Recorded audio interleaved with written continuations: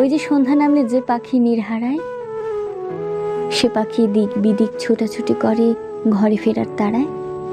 ঘর খুঁজে পাবে না জেনেও সে উড়তে থাকে আকাশে।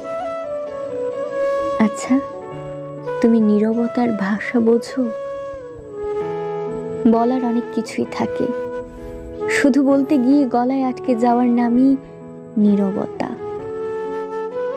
অপেক্ষা অবহেলার পর থেকে মানুষ নীরব হয়ে যায়।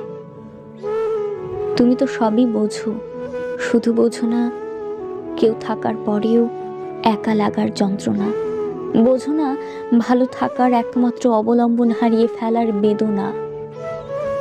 ওই যে সঙ্গী হারানো ডাকুক পাখির চিৎকার কান্না, তুমি তো বোঝো না।